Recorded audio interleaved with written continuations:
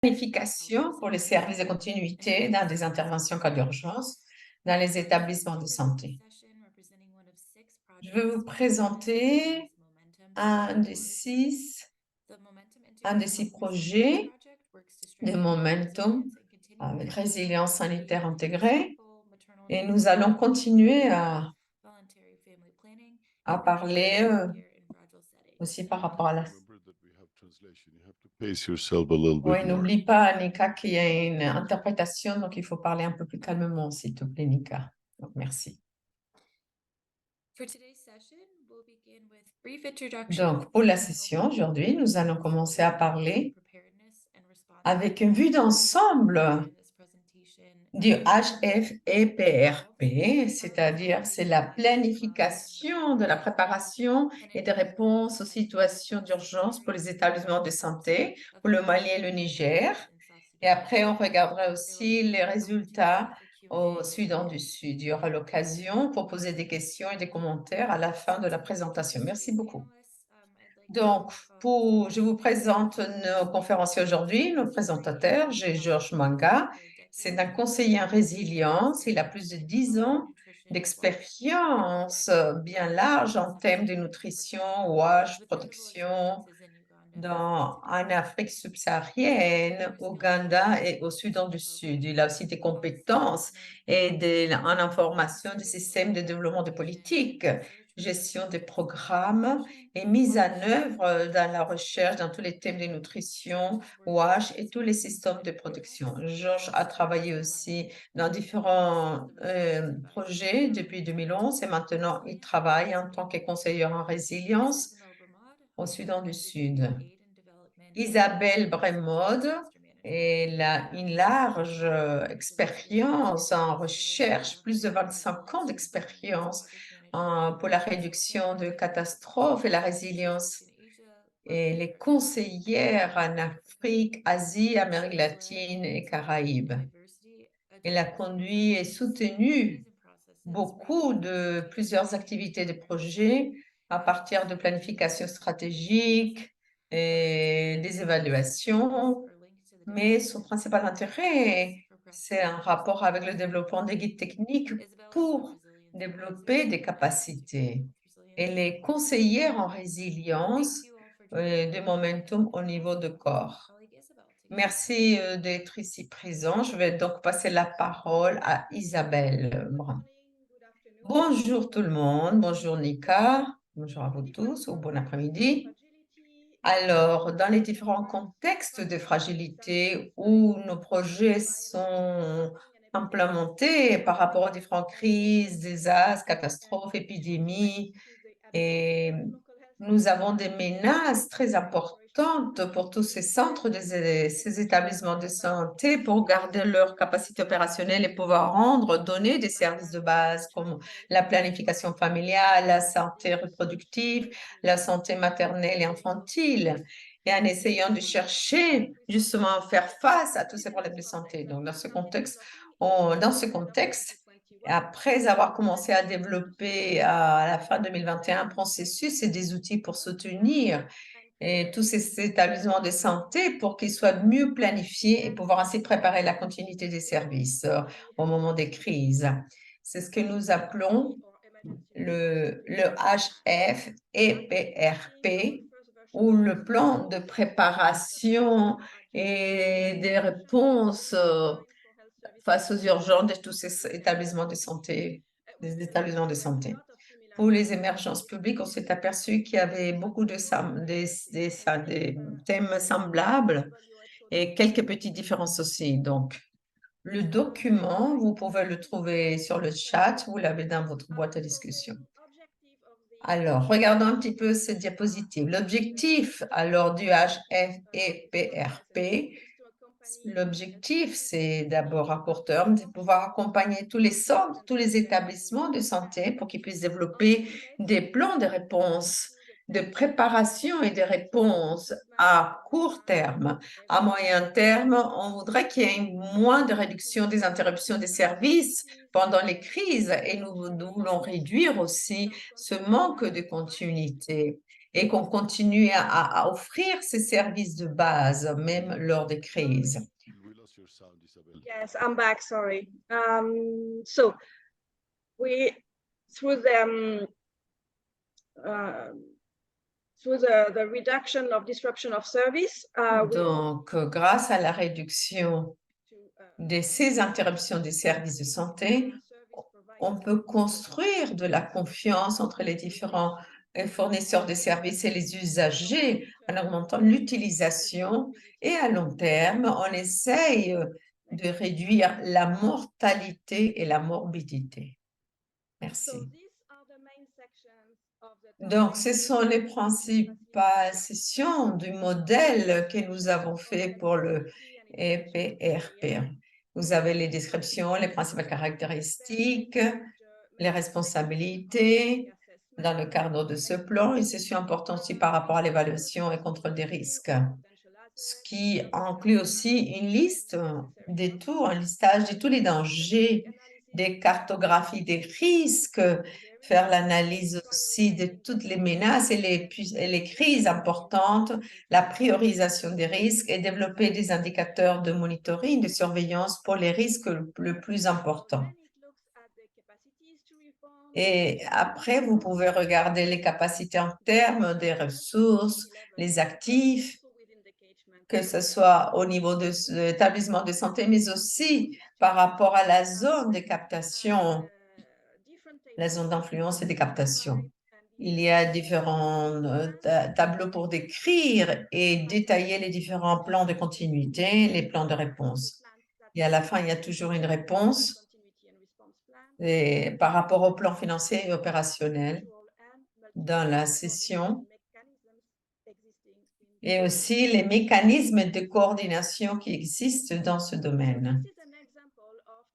Donc, celui-ci, c'est un exemple du modèle du plan de continuité. Peut-être, je vais vous préparer ici quelques aspects importants. Comme vous pouvez voir dans la partie supérieure gauche, à gauche, on recommande développer différents plans, pas seulement un, mais plusieurs, chacun pour chaque scénario spécifique. Et si on a besoin d'identifier les risques les plus critiques pour la planification, nous devons faire un plan. On peut développer des plans avec des signalements spécifiques. On peut le discuter en tant qu'équipe. On fait les essais de ces plans par rapport aux différents scénarios. Et ça peut être des scénarios multirisques, comme par exemple des épidémies combinées avec des inondations, aussi avec tous ces thèmes d'insécurité. Et comme il y a certaines restrictions externes durant les épidémies ou des poussées de violence, donc les abordages peuvent être très, très différents. Donc, on doit mettre en œuvre des modalités différentes. Ceci peut changer entre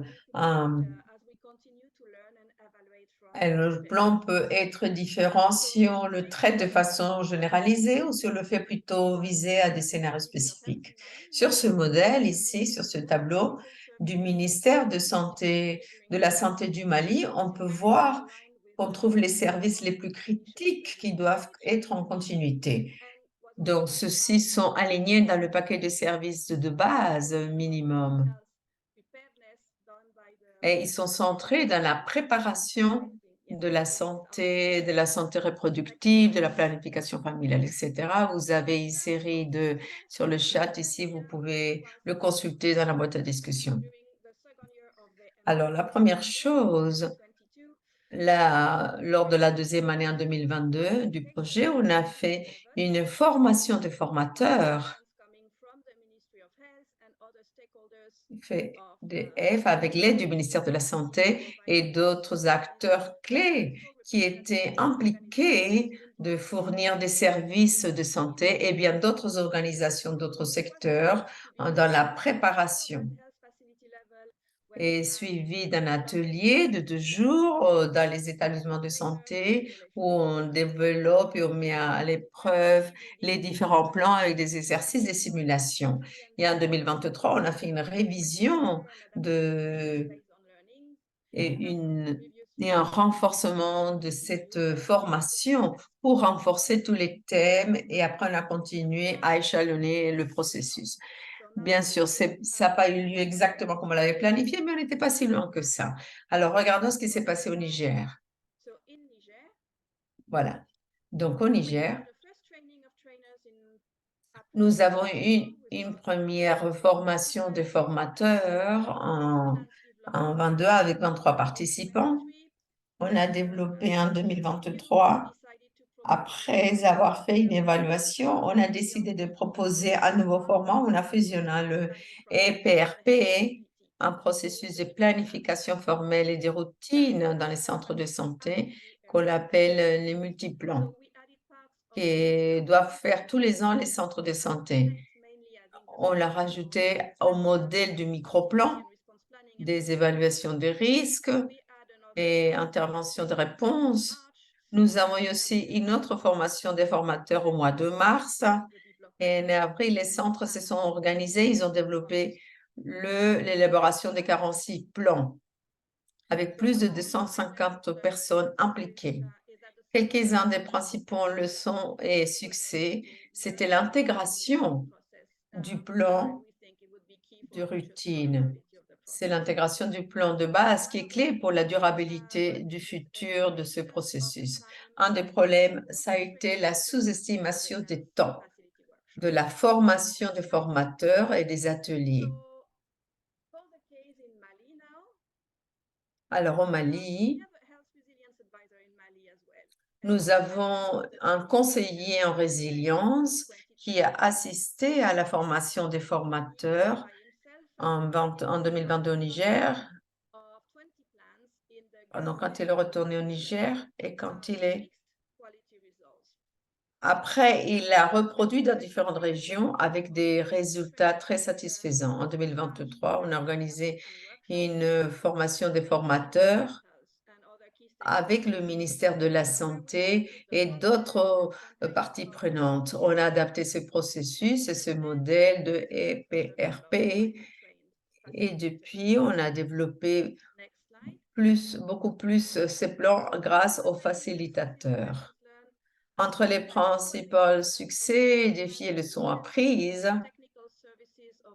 c'était impliquer les différents leaders des services techniques du ministère de la Santé dans l'adaptation de ce processus et dans ces modèles, on a recommandé qu'il y ait une appropriation nationale et adaptation des outils.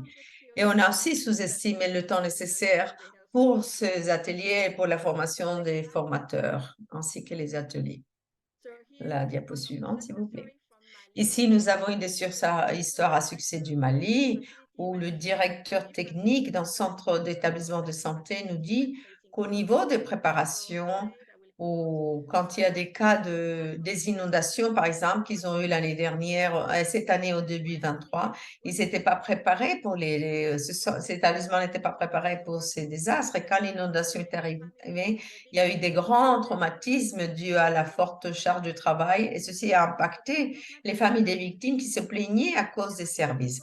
Et après cette année, il faut avoir élaboré ce plan avec le soutien du projet MIR. Le personnel a compris l'importance d'avoir un plan de préparation aux situations d'urgence qui a été activé après les inondations et a pu faire satisfaire les besoins des victimes et a pu suivre la continuité de tous ces services. Et voilà, avec ceci, je conclus l'expérience du Mali et du Niger. Et maintenant, Georges va nous décrire l'expérience au Soudan du Sud. Vas-y, Georges, à toi la parole. Merci beaucoup, Isabelle. Bonjour, bon après-midi à vous tous et toutes. Alors, notre expérience au Soudan du Sud, dans les établissements de santé, le plan de préparation des réponses d'urgence a eu un grand succès. Au Soudan du Sud, nous avons démarré avec la préparation du manuel pour pour les entraîneurs, pour les formateurs de formateurs, formation des formateurs en janvier 22. Nous avons invité tous les directeurs de projet et les officiers de projet et les différents départements de santé qui représentent le ministère de la Santé des 6 comtés avec une grande participation autour du mois de janvier 2022. Et cela a duré 3 jours. Nous avons développé cette formation pour les 6 comtés. Et les participants que nous avons invités pour ces entraînements, c'était le personnel des établissements de santé, des représentants des différents départements de santé du comté, des représentants de la communauté, de la commission des réhabilitations, des autorités du comté et aussi des représentants des différents clusters. Alors, presque tous les secteurs impliqués entre février et mai 2022, dans les 6 comtés, on a pu développer 13 plans pour les 13 établissements de santé et on a fait une simulation pour une localisation spécifique où nous avons fait un test préalable en utilisant les outils de l'OMS. Donc on a testé préalablement. Et avec un exercice de simulation qu'on fera après 1 an. Donc, on a une liste de vérifications, une liste pour revoir et améliorer les plans pour les 13 établissements de santé. Alors, comme Isabelle nous l'a déjà dit, ce sont les secteurs que nous avons utilisés pour le plan, les domaines, en regardant bien sûr les caractéristiques de l'établissement principal de l'établissement de santé, les caractéristiques aussi de la zone de captation d'influence, les responsabilités aussi en vertu de ce plan, l'évaluation et contrôle des risques, capacité de réponse, le monitoring, la cartographie et après prendre en vue le plan soutien opérationnel financier. Et on a regardé tous ces plans de continuité des réponses, bien sûr, en regardant par exemple s'il y avait des inondations, quel type d'inondation, quel genre d'inondation, et comment on peut suivre, continuer les services. Et bien sûr, on a regardé les besoins spécifiques, quel type de personnel nous avons, si on a besoin des équipements, des contrôles, etc. Et les responsabilités sous le plan. Nous avons tout le plan de financement, des soutiens opérationnels et financiers. On a regardé aussi tous les mécanismes de coordination pour les cas d'urgence et des mécanismes de coordination en cas d'urgence. Quelles personnes sont impliquées et au cas où, qui doit faire la coordination et se synchroniser dans les 6 comtés où nous avons développé ces 13 plans. On a regardé différents scénarios de risque pour ainsi élaborer des plans par rapport à ces scénarios. On a regardé l'épidémie de maladies, par exemple, les inondations, les crises économiques, et aussi tous les problèmes de conflits, insécurité, sécheresse et les incendies. C'était les principaux scénarios de risque pour lesquels les plans ont été élaborés. Prochaine diapo, s'il vous plaît. Alors, les différents succès et défis. On s'est aperçu que l'abordage, l'approche pour stimuler la participation et l'engagement des parties prenantes et qui puisse avoir une mémoire institutionnelle. Nous avons identifié l'environnement, les conditions de l'environnement et on a regardé, et très important aussi, la documentation. Quelque chose que nous avons appris très important, c'est d'avoir cette documentation de ceux qui ont pris des notes, ce qu'on appelle des stimulateurs et la participation de ces groupes d'intérêt, la médiation de la satisfaction, la documentation de la connaissance acquise. On ne s'est pas seulement centré dans le projet, mais aussi dans le soutien de ces établissements de santé et que ces établissements de santé puissent assumer puissent assumer et pouvoir répondre à tous ces cas d'urgence. Et c'est quelque chose aussi qui se centre pas seulement dans le projet, mais aussi dans d'autres centres de santé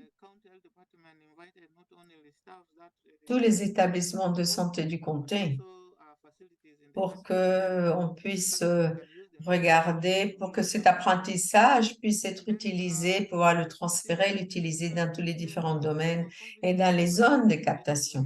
Très important aussi que ces équipes puissent confier et de savoir qu'ils sont capables de répondre face à ces urgences, cas d'urgence, et qu'ils puissent avoir la confiance, qu'ils aient la confiance. Et c'est important. Donc, nous avons rencontré quand même certains problèmes et des défis, c'est-à-dire que les 2 jours des ateliers n'ont pas été suffisants. Et les participants demandaient un peu plus de temps de ces durées de ces ateliers. Pas tout le personnel non plus de l'établissement a participé dans l'élaboration de ce plan. Donc, car d'autres personnes devaient continuer à prêter les services pendant que d'autres élaboraient ces plans. Et la planification de ce plan de réponse s'appliquait seulement aux établissements de santé les plus petits, en excluant certains hôpitaux. Je pense qu'on devrait inclure aussi les hôpitaux. Et le remboursement des frais de transport, c'était une des restrictions dues aux politiques des restrictions sur le thème de la traite de personnes et d'autres dispositions logistiques. Quelques leçons apprises. On doit augmenter, bien sûr, au minimum à 3 jours le nombre de jours de l'atelier. La formation doit être dispensée aussi dans les établissements de santé avec la participation de tout le personnel. Quand on synchronise les horaires, pouvoir les synchroniser pour que tout le personnel y assiste à ces ateliers. Les établissements de santé doivent disposer de ces plans de gestion de la préparation d'urgence et de continuité.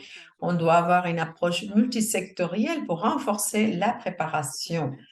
Et aussi, l'approche doit être largement acceptée et étendre la couverture au-delà des établissements de santé des comtés qui sont soutenus par MIR. Et la participation, bien sûr, le caractère participatif de l'atelier aussi a permis de partager ses expériences et ça a été un point positif pour que le local puisse s'approprier de cette méthodologie pour aller au-delà des domaines du départ et qu'on puisse l'élargir partout dans le comté. Dans cette nature participative de partager des expériences est très positive, car on peut ainsi élargir cette connaissance et qu'on puisse mettre en œuvre toutes ces pratiques. La diapo suivante, s'il vous plaît, merci. Alors, une autre information complémentaire. Donc, le coût de cette formation des formateurs, c'est à peu près 5 200 dollars américains pour la formation des formateurs. Et le coût moyen de l'élaboration pour élaborer ce plan, le HFEPRP et tout ce qui implique, c'est 2 443 dollars. Le temps moyen nécessaire pour élaborer, c'est de 2 jours. Ce plan, c'est de 2 jours pour la préparation, l'organisation et la dissémination totale. Et le niveau moyen d'effort et l'élaboration conjointe, ça prend à peu près 5 jours. Donc ici, c'est une image d'un exercice au Soudan du Sud, une histoire à succès. C'est un domaine appelé Bor, c'est Bor, un village Bor. Ici, on est en train de préparer le personnel pour les inondations, en train de faire une évaluation des besoins pendant. Ici, on avait une série de partenaires qui se sont unis à cette formation, des chefs de la communauté, des représentants communautaires, des équipes, des représentants des Livres et bien d'autres entités, comme Momentum, CHD, etc., étaient ici présents et les autres parties prenantes. Et des fonctionnaires aussi du ministère de la Santé.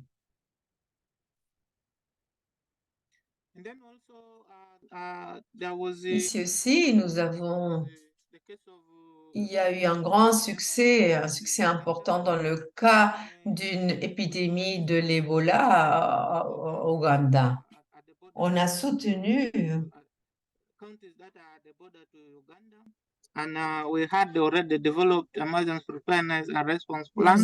avions déjà développé des plans d'urgence dans les établissements de santé dans ces endroits-là. On avait aussi une planification, des micro-planifications de cette maladie par virus Ebola. On a formé aussi les responsables des établissements de santé sur les EPRP et la communication des risques. On s'est déplacé dans les écoles, des porte-à-porte dans les maisons et les étudiants. On a vu que les étudiants montraient qu'ils avaient acquis des meilleures pratiques de lavage de mains, comme vous pouvez voir ici sur les images, avec une participation très active des écoles. Nous avons un des étudiants ici qui pratique, qui se lave les mains dans une des écoles.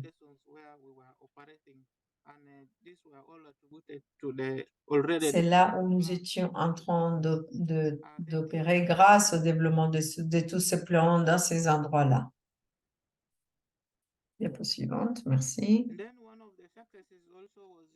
Et après, un cas de succès aussi que nous avons eu, c'était le développement de ce plan au milieu de fortes pluies, vraiment très, très fortes, avec beaucoup de vent et de la grêle, avec 171 maisons détruites et 17 membres de la communauté ont été blessés. Donc, on a activé le plan de réponse d'urgence. Le bureau chargé a été informé et tous les partenaires ont été informés, ils se sont mis en action et on a activé tous les protocoles d'une façon très rapide, habile, efficace, avec l'approvisionnement de tous les médicaments et toutes les fournitures médicales. Le centre de santé est resté ouvert dû à cette situation de pluie. Et on a pu pratiquer aussi ce qu'on appelle le tamisage, le triage de façon adéquate, sans discrimination, pour garantir que tous les membres de la communauté puissent avoir accès à tous ces services de santé. Je vois le commentaire du docteur Ossé qu'ils ont pu garder tous les santé ouverts et ils ont pu en plus pratiquer tout le thème de triage de tous les patients et pouvoir garder l'accès. Tout ceci a été possible grâce au EPRP de ces plans de préparation et de réponse aux urgences. Merci beaucoup. Dans les étapes suivantes, en suivant le développement de ces plans, de ces 13 plans, une des grandes améliorations était la participation du ministère de la Santé et de l'Organisation mondiale de la santé, OMS. Et aussi, on a adopté un outil, ça a été adopté, c'est une évaluation stratégique de risque et l'utilisation de la liste de contrôle et de supervision. On ne regarde pas seulement les profils de risque, mais aussi on regarde les plans de réponse et de préparation. On a fusionné ces deux outils, on les a déjà adoptés. C'est un outil du ministère de la Santé et va être piloté, lidéré dans 2 États. Et elle sera mise en œuvre au niveau de tout le pays. Donc, c'est un des grands succès. Et on va utiliser cette liste justement de supervision, de contrôle dans l'adoption de cet outil. Très important, cette liste de contrôle et de supervision. Et les exercices aussi des simulations pour faire le monitoring de l'usage et la connaissance de cet outil, surtout lors de ces formations, de ces entraînements. pour aussi l'étendre à d'autres endroits, faire une expansion vers de nouveaux endroits et pouvoir élargir, apporter cette méthodologie dans d'autres endroits. On l'a déjà fait à 2 endroits, comme je vous l'ai dit, et nous espérons le développer pour des établissements de santé, d'autres établissements de santé. Donc, merci beaucoup. Je vais céder la parole à Mika. Merci beaucoup à vous tous. Merci, Georges. Très, très, très intéressante ta présentation. Je vois que c'est important que vous tous, vous compreniez toutes les différentes parties du processus pour ainsi mettre en œuvre ce EPRP dans des scénarios fragiles. Donc, j'ai quelques questions avant d'ouvrir la session pour l'audience. Isabelle et Georges, pour vous deux, c'est dans des exemples. On a beaucoup parlé de comment, au niveau du centre d'établissement de santé, comment on peut appliquer EPRP au niveau de l'établissement de santé. Est-ce que vous pouvez parler à d'autres niveaux, on puisse appliquer ces EPRP et si tous ces niveaux peuvent avoir une EPRP et comment on peut la traiter et la faire à différents niveaux? George, do you want to go ahead for South Sudan? Georges, est-ce que tu veux répondre d'abord avec Soudan du Sud? Oui, bien sûr. Alors, pour Momentum, tout spécialement, nous avons élaboré notre plan de réponse des préparations en regardant la fragilité du Soudan du Sud. On s'est centré plus dans la continuité, dans le thème de services de nutrition et de planification familiale. On voulait nous assurer s'il y avait des problèmes de sécurité ou des épidémies ou des inondations, qu'on puisse continuer à offrir ces services. C'était notre idée, la continuité et dans le domaine et dans la zone de captation d'influence. Donc, ce que l'OMS fait actuellement, c'est l'élaborer pour tout l'État complet, pardon, et après avoir de l'avoir piloté dans une zone, on planifie, on va le faire pour d'autres États. Et Momentum va faire partie du comité de direction où on trouve aussi le ministère de la Santé. Et c'est ce qu'on a dans le programme, ce qui s'est prévu dans le programme. Thank you, George. Oui, merci beaucoup, Georges. Merci beaucoup. So maybe something to clarify as well. Donc, quelque chose aussi qu'on puisse éclaircir ici, éclairer. Quand nous avons élaboré ce plan pour les établissements de santé, on essaye de garantir, d'assurer qu'il y ait des représentants de toutes les zones de catastrophe ou des agences qui s'occupent de ces catastrophes et qu'il y ait aussi des représentants aussi de ces agences, des institutions qui participent dans l'élaboration de ces plans. Et on garantit aussi, s'assure aussi qu'on puisse partager ces plans de façon horizontale et verticale dans le département même de santé, mais aussi avec d'autres agences qui apportent des réponses face à des catastrophes. Par exemple, tous les départements de la préparation précoce au préalable, rapide, pour qu'il y ait une coordination verticale et horizontale. Je ne soutiens pas le développement des plans au niveau beaucoup plus haut pour l'instant, mais on développe au niveau plus bas, plus détaillé, c'est-à-dire dans la zone d'influence et captation, on commence à planifier aussi le développement, l'élaboration des facilités, ces plans d'action au niveau de la communauté pour la résilience en santé qui puisse se complémenter avec ces autres plans de préparation des établissements de santé. On est en train de commencer ces processus au Soudan du Sud, au Milan et au Niger et on espère pouvoir s'élargir, aller à d'autres endroits. Cette année aussi, on s'élargit, on s'éteint, on est dans ce plan de préparation dans la République démocratique du Congo, RDC, et des plans d'action au niveau de la communauté dans sexual and en Mozambique aussi, RDC, et on travaille aussi dans la préparation de la santé reproductive et planification familiale.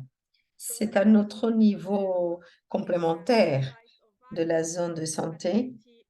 La zone de santé comprend plusieurs établissements de santé que dans la zone et la zone de captation et différents types d'établissements de santé. On appuie aussi MIR dans le développement de plans qui puissent couvrir la zone de santé, mais aussi une zone beaucoup plus, plus étendue.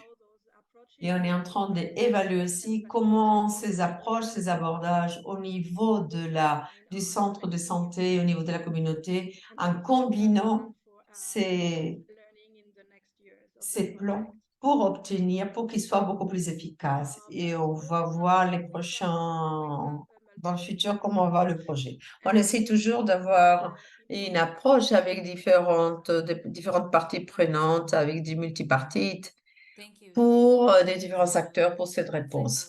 Merci beaucoup par ces réponses qui nous disent beaucoup. Vous avez traité des thèmes très importants, l'inclusion des différents acteurs, c'est un des principaux défis, c'est de pouvoir passer à des problèmes de participation, d'engagement, ce manque de ressources financières. Donc, à cause de tous ces défis, en le comprenant tous ces défis, Isabelle et Georges, vous avez trouvé, comment pouvez-vous dire comment vous avez vaincu ces défis ou quels ont été les facteurs les plus importants de ce succès? Est-ce qu'on peut commencer avec toi, Georges? Merci. Quels sont les principaux facteurs? J'ai pas bien compris la question. La question, c'est comment vous avez vaincu, comment vous avez répondu à ces différents défis? Par exemple, le manque de personnel, le manque de ressources financières, le manque de participation. Quels ont été les facteurs de succès les plus importants que vous avez engagés pour garantir la continuité des services? Merci beaucoup par la question. Alors, en termes de disponibilité du personnel, ce n'est pas qu'ils n'étaient pas disponibles, ils se trouvent là. Simplement que souvent, ils ne pouvaient pas. Ils doivent continuer à prêter ces services. Donc, c'est difficile souvent qu'ils puissent assister à l'élaboration de ces plans quand ils étaient occupés à travailler. Et on peut après leur passer la connaissance. Mais en termes de ressources financières et tous ces défis financiers, nous avons parlé par rapport à la participation des différents acteurs, inviter différents acteurs pour nous assurer, garantir l'intégration de tous les secteurs et les institutions du développement de nos plans pour qu'ils puissent avoir une participation très précoce et pour qu'après on puisse trouver des responsabilités inclusives et qu'il y ait un comité participatif dans des endroits particuliers et qu'on puisse garder une fréquence de monitoring de la mise en œuvre avec ces acteurs et qu'on puisse avoir aussi une liste des personnes et la formation d'un comité pour revoir, réviser les plans avec une certaine fréquence et mettre à jour et en améliorant et en garantissant qu'il y ait une continuité, que ces ressources puissent être coordonnées pour une réponse efficace. Même y compris quand ils sont en train d'élaborer l'élaboration des besoins, c'est un travail conjoint entre tous les partenaires dans la préparation ainsi que dans la réponse pour que ça soit une réponse intégrée en impliquant le coordinant au niveau central. Voilà, merci beaucoup. Merci beaucoup, Isabelle. Quelque chose que tu voudrais rajouter? Pas de façon directe sur ce point, mais je vois qu'il y a d'autres questions. Je vois qu'il y a des questions aussi. Allez-y. Je ne suis pas sûre par où démarrer de celles que je vois ici dans le chat. Alors, et si on commence par quelles sont les différentes stratégies pour l'appropriation de ces plans par les différents acteurs de façon générale et la communauté? Alors d'habitude, c'est un processus très participatif et général, que ce soit au Niger ou au Mali.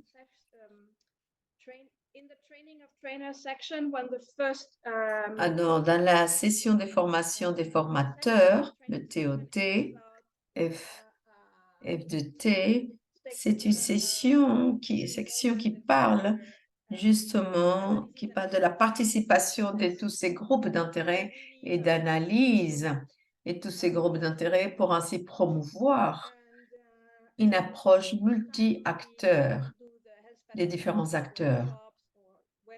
Souvent, on fait les ateliers dans les établissements de santé. Pour cet établissement, on garantit qu'il y ait un groupe large d'acteurs et de la participation représentative de ces groupes dans la planification pour qu'il y ait un mécanisme de dissémination après, lors de la fin des ateliers. Donc, c'est un point important, c'est pouvoir les impliquer depuis la première étape très rapidement dans le processus. C'est un processus encore qui démarre. Nous n'avons pas encore eu le temps de faire l'évaluation, pas encore, mais nous devons voir les façons d'améliorer ce thème d'appropriation des différents acteurs. Mais on va continuer à travailler à ce sujet. Donc, la deuxième partie, c'est la communauté. Que veux-tu dire? Ça dépend ce que tu veux dire ce que tu entends par communauté. Pour les différents niveaux de la communauté, c'est le niveau suivant, c'est pouvoir travailler au niveau de la communauté. Pour chaque centre d'établissement de santé dans la zone de captation, il y a différents villages ou des populations. Donc, nous devons le disséminer aussi, la planification dans ces petits villages pour qu'ils puissent faire un processus, pour qu'ils puissent développer leur propre plan avec le soutien du centre de santé, établissement de santé. Thank you as well. George, did you Yeah, have anything there's to add? another question also Georges, est-ce que tu avais une autre question? Oui, from Mohammed Aisha.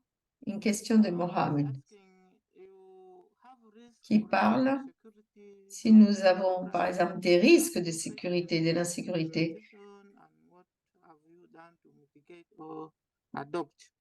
ou des problèmes de sécheresse, par exemple. There was the issue of Qu'est-ce que vous avez fait pour atténuer ce type de risque? Alors, en termes de sécurité, women and children en termes aussi de enlèvement des enfants et des femmes en Maui, par exemple, dans des secondés, quand ceci a lieu, quand il y a des kidnappings, enlèvement des jeunes enfants et des femmes, on doit garantir, nous assurer qu'il y ait. Nous avons dû mobiliser les personnes, les déplacer à un village proche et à se déplacer quand on activait ce plan, on a impliqué aussi le département de la santé, des autorités du comté. Donc, le plus important que nous avons fait, c'était aussi, nous sommes assurés de garantir tous ces médicaments, les fournitures médicales. Et nous avions aussi des fonctionnaires de santé, des agents de santé. Et on a continué à fournir tous ces services de santé. Après avoir fait l'évaluation avec le soutien de Momentum, nous avons réalisé d'autres partenaires nous ont aidés à offrir des services additionnels complémentaires ainsi que les tentes, par exemple des tentes pour aider tous ces déplacés et pour ainsi faire face à tous ces thèmes de santé et pour réduire aussi l'impact dans les services de santé pour améliorer l'accès et l'utilisation.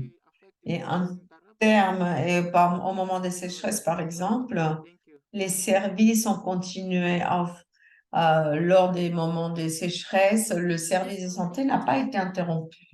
On a gardé le service ouvert. Isabelle, tu voudrais rajouter quelque chose de comment vous avez pu vaincre certains de ces risques? So, I mean, yes. So we presented several.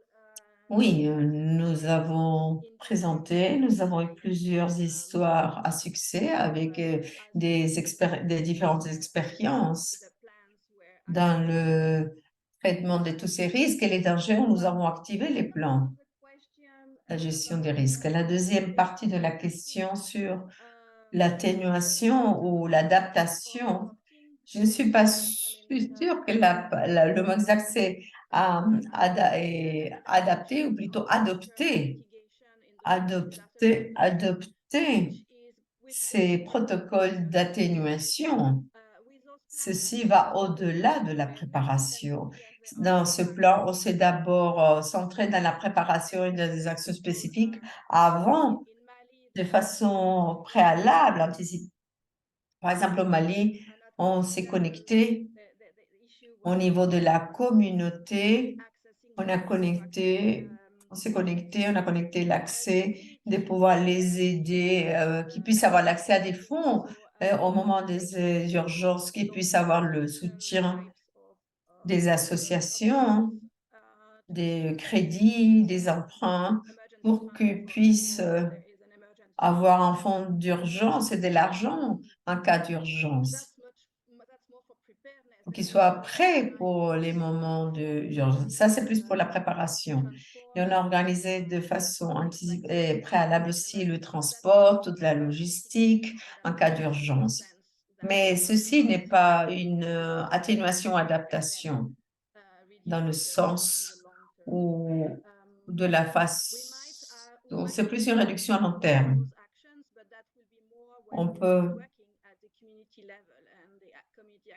on va le travailler au niveau de la communauté quand on va élaborer le plan au niveau de la communauté pour que les communautés puissent identifier des actions de préparation plus rapides pour une réponse beaucoup plus efficace et aussi pour réduire les risques et leur exposition aux différents dangers et risques. Merci beaucoup Isabelle et Georges. Et j'en ai d'autres questions. Il dit que nos plans et nos besoins.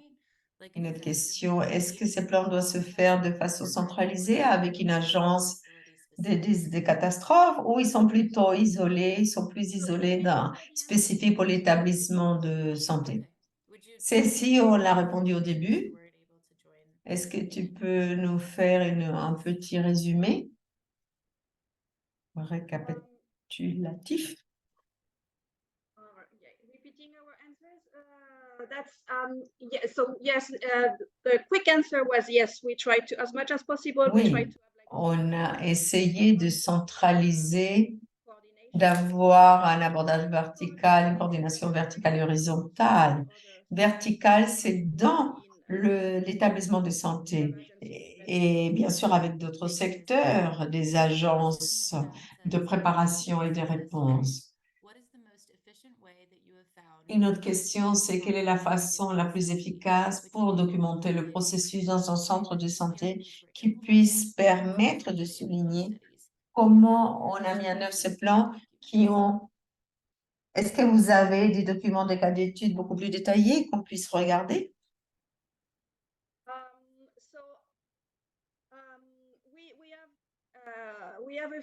Oui, nous avons quelques cas d'études documentés. Et là, on vous a montré quelques-uns résumés. Ce sont les modèles de base pour collecter les histoires à succès. On n'a pas très détaillé, mais on va l'étendre, ce thème de la documentation, on va l'élargir. Nous avons seulement un an d'expérience. Dans ce temps-ci, pour l'instant, on a collecté ces histoires à succès, mais bien sûr, on est en train de développer un protocole d'évaluation et nous allons développer un outil beaucoup plus rigoureux pour la collecte et la documentation de tous ces apprentissages, de ces processus. C'est de ce que nous allons apprendre à chaque fois qu'on fait l'activation d'un plan. On aura d'autres plans d'autres plans, des cas de succès, des cas d'études, mais pour l'instant, on est en train de développer ceci. Il y a une autre question de Anna Clé. Merci par cette excellente présentation.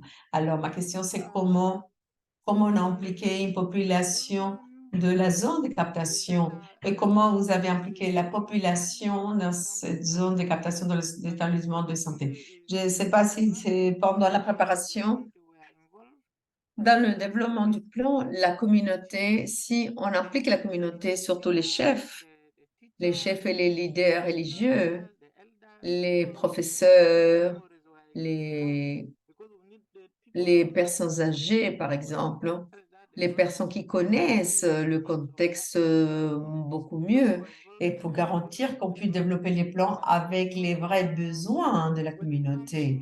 Et aussi, par rapport à approfondir aussi la participation de la communauté, de tous les membres de la communauté, qui nous aident à développer ces plans d'action en se basant sur les risques qu'on a identifiés dans la zone. Comment puisse nous permettre de construire les capacités dans cette zone de captation et d'influence et ce qu'il peut faire pour développer les ressources au niveau local pour ainsi réduire l'impact, pour ne pas dépendre autant de partenaires, des différents partenaires. Merci beaucoup, Georges. Merci, Georges, pour ta réponse. Et une autre question pour clôturer, pour fermer cet espace. Je voudrais que vous répondiez, vous deux, par rapport à votre expérience. Si on vous demande un conseil pour mettre en œuvre ce plan de préparation au niveau des établissements de santé et à un autre niveau, quel conseil vous nous donneriez? On commence avec toi, Isabelle. Quel conseil tu pourrais nous donner? Alors, un conseil, je me le ferai à moi-même, c'est de l'élargir à d'autres pays, l'étendre à d'autres pays. Du fait, on va s'élargir à RDC, à la République démocratique du Congo, on va s'étendre et peut-être à d'autres endroits comme Burkina Faso, Tanzanie. Donc la question c'est qu'est-ce qu'on recommande? Qu'est-ce qu'on recommanderait? Pourrait recommander?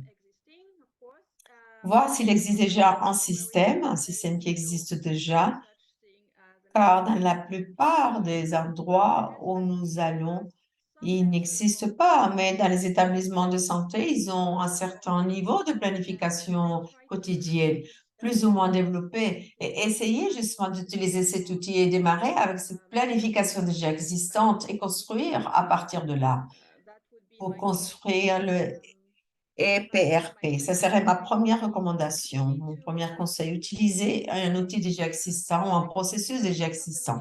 Et deuxièmement, travailler avec le département technique du ministère de la Santé, les impliquer du début, le plus tôt possible, pour créer et pour élaborer un modèle générique bien adapté au pays, que ce soit spécifique au pays, et qu'il soit aligné par rapport à ce qui existe déjà en termes au niveau de gestion des désastres, au niveau des agences, au niveau national, car sûrement ils ont déjà certaines choses. Donc, c'est essayer d'adapter le plan par rapport avec ce qui existe déjà au niveau national en termes de planification de cas de désastre, d'urgence, et après le connecter avec la planification routinière qui existe déjà dans le système, dans le pays. Et avec ceci, on pourrait garantir le succès. Merci beaucoup. Vas-y, Georges, à toi. Quel conseil tu nous donnerais? Merci, merci. Je pense qu'Isabelle a dit la plupart des domaines, secteurs clés de ce succès. Pour que, quand on va s'élargir, s'étendre à d'autres domaines. Moi, je pourrais rajouter la participation du public et des groupes d'intérêt dès le début. Très important de les impliquer dès le début et qu'ils soient multisectoriels, pas seulement des secteurs de santé. Dès le début, les impliquer et faire qu'ils participent, tous ces acteurs.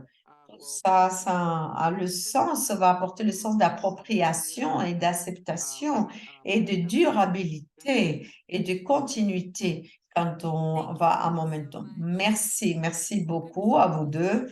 Très bonne participation. Nous allons fermer notre session.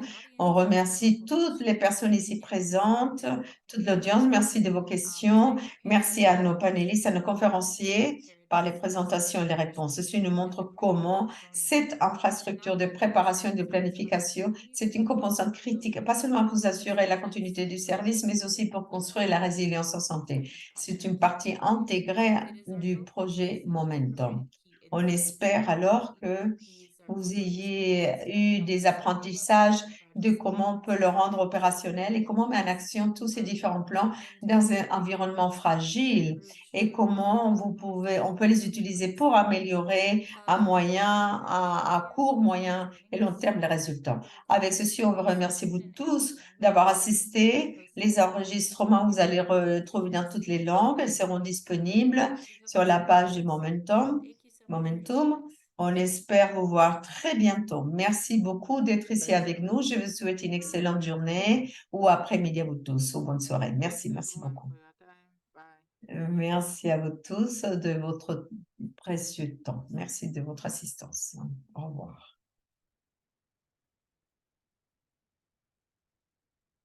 Bye bye, everybody. Have a good afternoon. Au revoir tout le monde. Bon après-midi, bonne fin de journée. Au revoir, Nika. Gracias, chicos. Ya podéis parar la grabación. Bye bye.